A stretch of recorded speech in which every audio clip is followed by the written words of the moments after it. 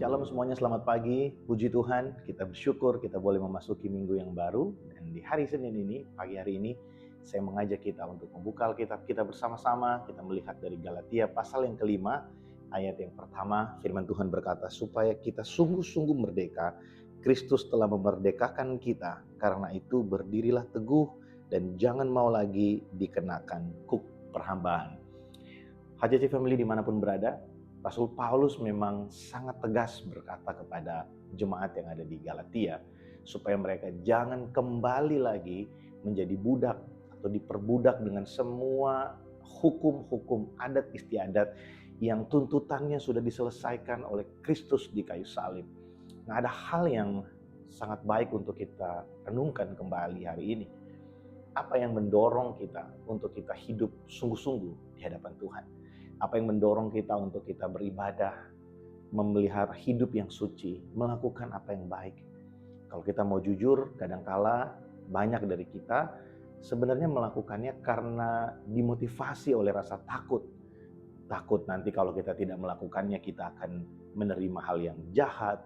Takut kalau kita tidak melakukan yang baik, kita tidak akan diterima oleh Allah. Sebenarnya hal-hal seperti itulah yang dimaksudkan oleh Rasul Paulus. Bahwa ada banyak orang yang hari-hari sekarang ini mulai meletakkan lagi kebenaran mereka atau penerimaan Allah terhadap hidup mereka kepada performance mereka. Saya tidak berkata bahwa perbuatan baik itu tidak perlu. Perbuatan baik itu harusnya menjadi tanda bahwa kita sudah menerima kebaikan yang lebih besar dari Allah. Kita mampu mengasihi Allah karena kita terinspirasi oleh kasih Allah.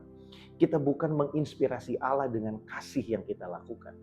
Harusnya kita berbuat baik karena kita menyadari sungguh bahwa Allah telah terlebih dahulu berbuat yang baik kepada kita. Sehingga perbuatan baik kita itu lahir dari ucapan syukur.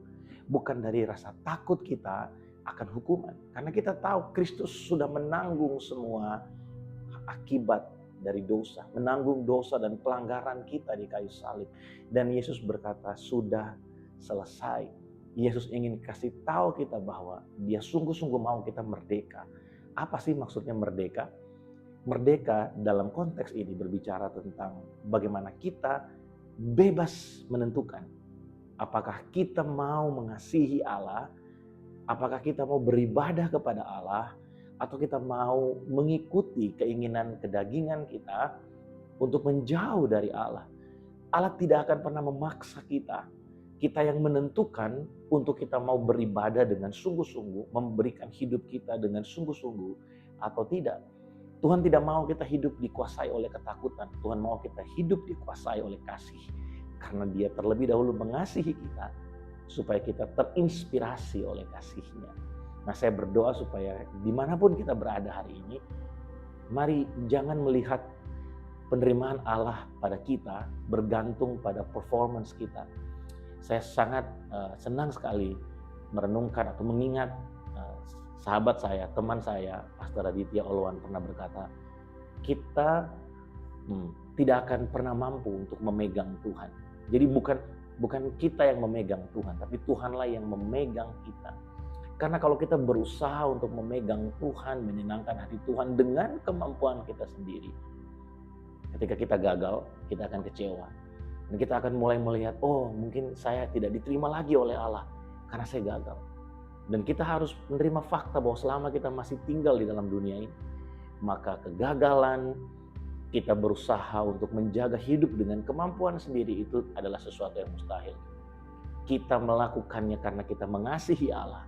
Oleh sebab itu Allah yang mempertahankan kita. Kasih-Nya yang mempertahankan kita. Jadi ketika kita gagal, kita tidak menjadi orang yang kita tidak melihat diri kita sebagai orang yang ditolak oleh Allah. Tapi kita melihat diri kita sebagai orang yang menerima kasih karunia Allah. Sehingga kita tetap berani datang ke hadapannya. Dan kita tahu bahwa waktu kita datang dalam kegagalan kita, waktu kita datang dalam keadaan hancur hati, Allah berkenan atas kehidupan kita. So, Kristus telah memerdekakan kita. Karena dia mau kita benar-benar merdeka. Sama seperti yang pernah dikatakan oleh Yosua kepada orang-orang sebangsanya, Israel, waktu mereka akan memasuki tanah Kanaan. Dia berkata, aku dan seisi rumahku akan beribadah kepada Tuhan. Dia memulai kalimatnya dengan begini, pilihlah pada hari ini kepada siapa kamu mau beribadah dan berbakti. Aku dan seisi rumahku akan beribadah kepada Tuhan. So hari ini, kalau kita sudah menerima kasih yang besar dari Allah, kalau kita sudah menerima pengampunan dari Allah, maka sudah menjadi satu respon yang wajar dari kita. Yang Allah inginkan dari hidup kita adalah supaya kita mempersembahkan kehidupan yang sudah Dia merdekakan ini untuk hidup bagi Dia, untuk melakukan yang baik bagi Dia, untuk menjadi berkat bagi orang lain, untuk nama Tuhan dipermuliakan. Jadi saya dan saudara sudah merdeka oleh karena Kristus telah menanggung segala hukuman dosa, segala dosa dan semua yang membebani kita. Hari ini waktu kita hidup di hadapan Allah, mari hidup sebagai orang merdeka.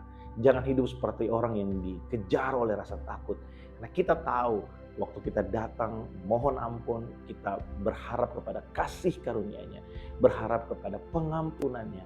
Maka Allah adalah setia dan adil yang mengampuni dan membangkitkan kehidupan kita, memulihkan kehidupan kita. Kristus mau kita sungguh-sungguh merdeka. Oleh sebab itu Dia memerdekakan kita. Dialah yang memerdekakan kita. Kita tidak merdeka karena perjuangan kita. Kita merdeka karena Allah mengasihi kita dan memberikan Kristus sebagai korban yang sempurna atas semua tuntutan-tuntutan yang dituduhkan iblis kepada setiap kita. Bersyukur atas semua itu, dan biar sepanjang minggu ini kita kembali bergairah, kita bersemangat menjalani setiap hal yang ada di depan kita. Karena kita tahu dalam keadaan apapun, di tengah situasi seperti apapun, kita punya jaminan penerimaan ketika kita datang kepada Allah. Dan kita berdoa, kita memanggil namanya, kita memanggil Dia, ya Aba, ya Bapa. Ada jaminan penerimaan. Dia menerima kita karena Dia sudah melayakkan kita melalui kayu salib. Puji Tuhan. Mari kita berdoa. Tuhan, terima kasih untuk hari ini. Terima kasih untuk minggu yang baru. Kami boleh menikmati sekali lagi Tuhan hari ini penyertaan-Mu dalam hidup kami. Hamba berdoa untuk semua HCC family dimanapun berada.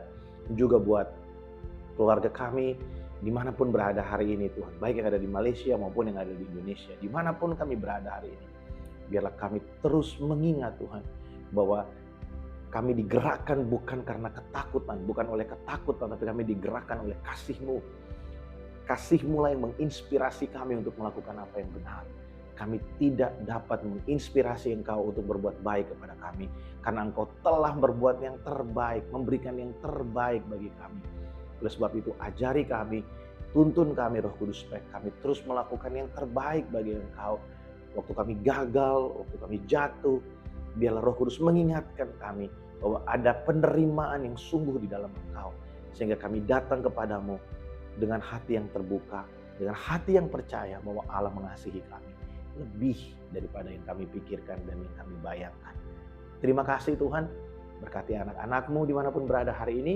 Biar kami sepanjang minggu ini Tuhan, kami terus bergairah dan kami terus melihat Allah bekerja dalam hidup kami lebih dari yang kami pikirkan, lebih daripada yang kami bayangkan. Puji nama-Mu, dalam nama Tuhan Yesus kami berdoa. Amin. Puji Tuhan. Keluargaku dimanapun berada, kalau saudara diberkati dengan morning blessing, saudara bisa share video ini, link video ini kepada rekan-rekan yang lain, supaya mereka juga dapat menerima berkat firman Tuhan yang sama. Kalau saudara belum subscribe, mari boleh di-subscribe YouTube channel dari Home Community Church yang ada di Kuala Lumpur ini. Dan supaya setiap kita terus mendapatkan berkat, dikuatkan oleh firman Tuhan. Tuhan Yesus memberkati setiap kita. Shalom.